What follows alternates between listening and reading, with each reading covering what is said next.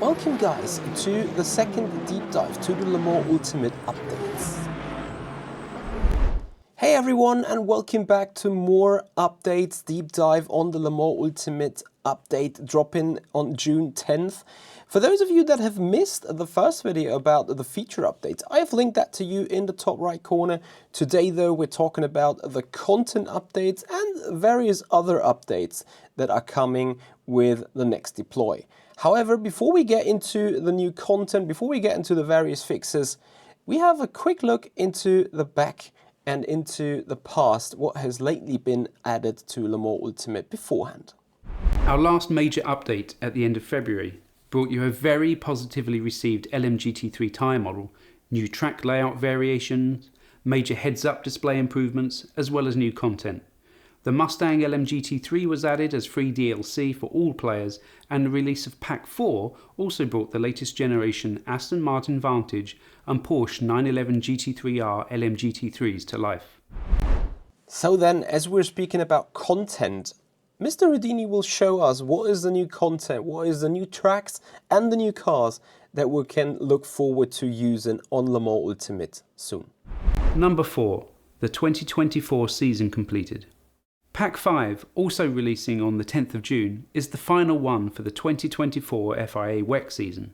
Lusail International Circuit, the opening race of the World Championship, making its debut in Le Mans Ultimate. Utilising the latest laser scan from the summer of 2024, we've built this once again with Studio 397's famed attention to detail. Floodlit and fast, Lusail offers a unique mix of technical corners and long straights, perfect for multi-class racing and offering a unique challenge. Not only that, but we're also adding the short circuit that is likely to be spicy and full of action as it cuts out the majority of the circuit's slower Sector 2. Joining the LMGT3 class are two highly anticipated cars. Firstly, the Lamborghini Huracan LMGT3 Evo 2, as run by both Iron Lynx and the Iron Dames in 2024, but sadly missing from the 2025 grid. Additionally, the fan favourite Lexus RCF LMGT3 offers a distinct look and feel to the GT grid and will no doubt become one of the most popular cars on track.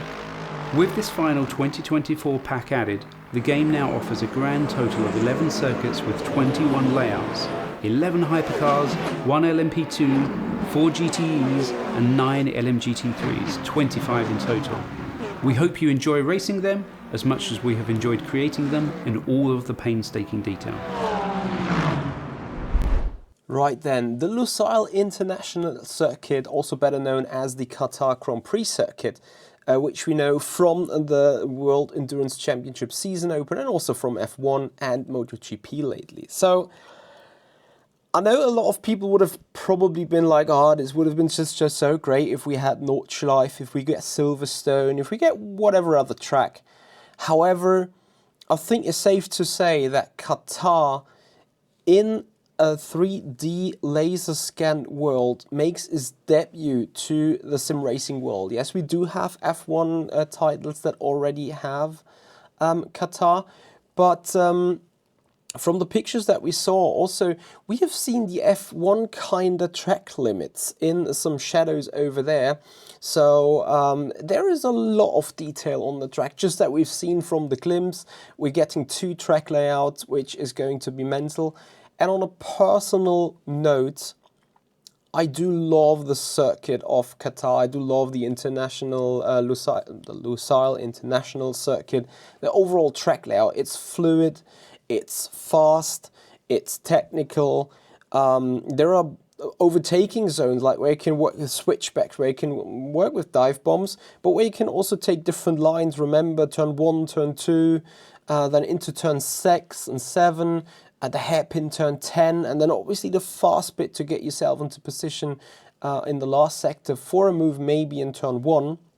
So I think the track offers an amazing racing experience for both in-class battles and also multi-class driving and overtaking. But again, what is your thought on the track? Are you looking forward to it? Do you appreciate the layout? Do you think it's just a bit too wide open?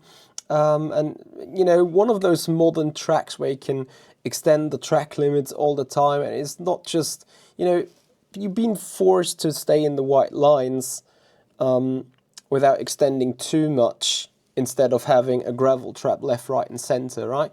I'm really interested to see what is your take on the track.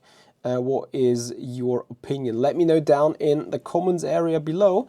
And then on that note, you guys can also comment about the 2 remaining cars that are joining the grid, which is the Lamborghini Huracan LMGT3 Evo 2 and the Lexus RCF, I think, LMGT3.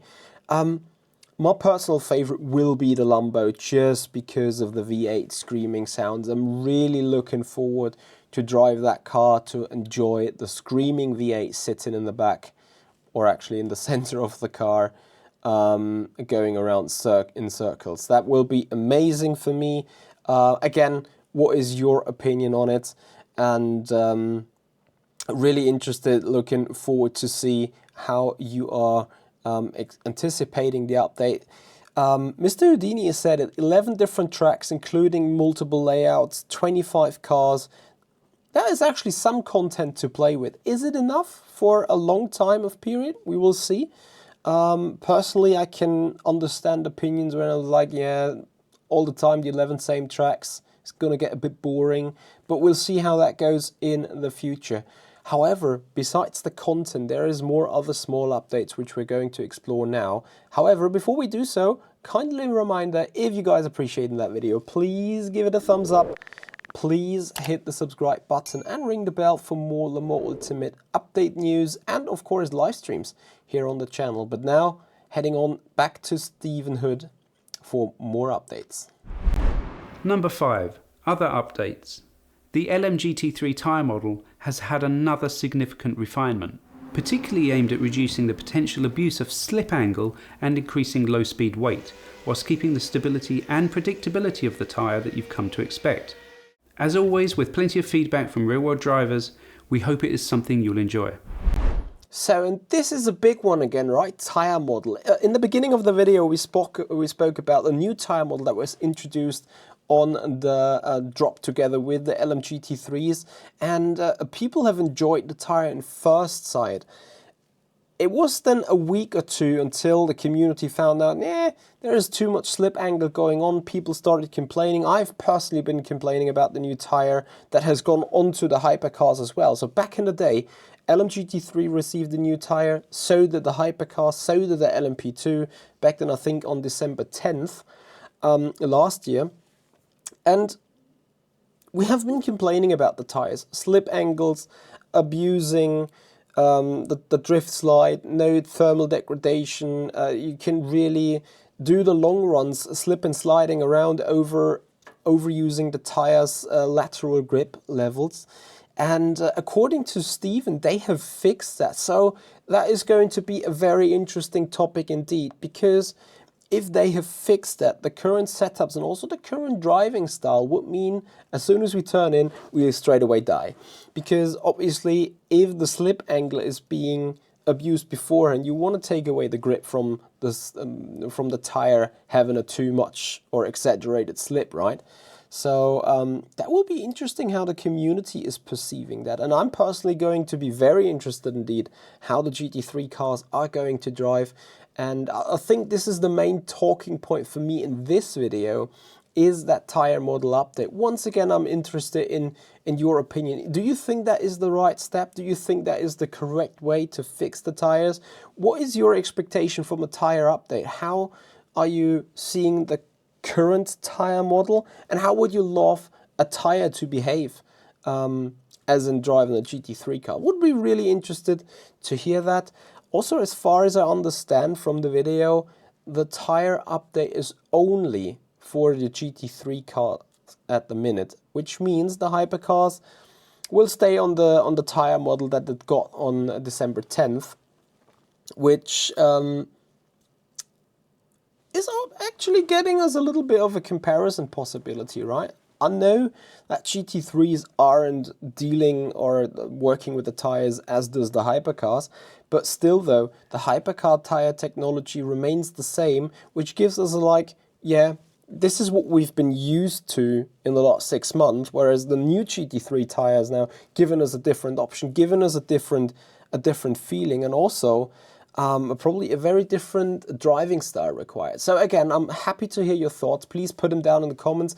Any question, also put them in the comments. Happily looking forwards answering them to you. And then I think there is a couple of more small updates that are about to be explored. Race starts have had a bit of a polish, including the class splits being respected.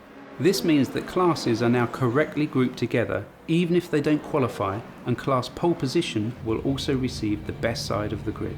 We've also implemented gaps between classes as well, meaning that by the time the LMGT3s turn up at turn 1, hopefully the hypercars have sorted out their mess.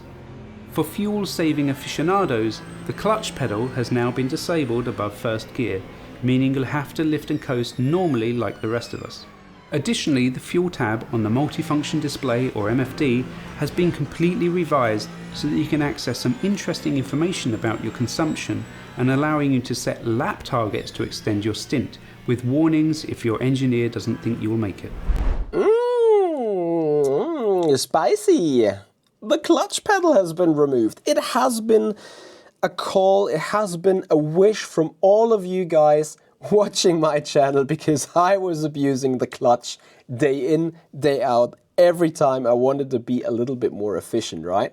So in case you have missed the video about the fuel economy and fuel efficiency, I have linked that to you in the top right corner as well. There you can find out what is the difference between using the clutch pedal as I do, or just coasting the car, which we are required to do from now on. There you see a time difference, a fuel difference, and I've explained that pretty deep with Motec data in that video. So have a look if you're interested in what this fuss is all about. I said that the tire model is actually the main talking point.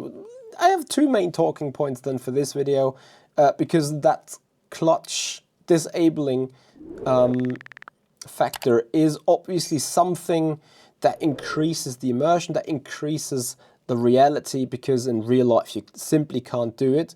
And between you and me, guys, I have also asked for this to be updated, because as much as I could create a sporting advantage from doing it accurate, I think there was no stream where no one was be like, why are you killing the engine towards the end of the straight, where I had to explain. That is just, you know, a streamer's pain to an extent, to go over the same question every day in 150 days or 150 streams, whatever. But also, it changes the approach again to the races. It makes fuel saving more difficult. It makes efficiency runs also more difficult, as you will necessarily lose more time being on an economy run. So that will change strategy approaches, and it means it's a new challenge for us as well, right? So that is going to be interesting. And again, I know a lot of you have been asking about it. Now it's there. Put your comments down. Put the champagne bottles out. Put the cheering smileys out if you appreciate this update for Le Mans Ultimate, and tell me your thoughts about it. Anyway, a couple of more small updates to come. Yes, I have not forgotten about the starting sequence changes, but to me that's just polishing. I know that especially the lower class drivers will appreciate the gap between classes. But again, there is more to find out, so let's head back into the video. We've also made some significant updates to the game by removing a middleware layer that would often crash but leave no actionable information for the development team. Whilst you won't see any changes here, this change should enable us in future to make more progress with this type of issue. As always, this is just a small taste of the improvements we're bringing with this update. Make sure to check out the full release notes when they are made available. So a couple of small updates towards the back end, probably more for Studio 397 to be beneficial, and of course increasing the players' gaming experience, because there is more stability to the game now, and more general stability within the game, within its functionalities, better possibilities to analyze bugs that might still appear.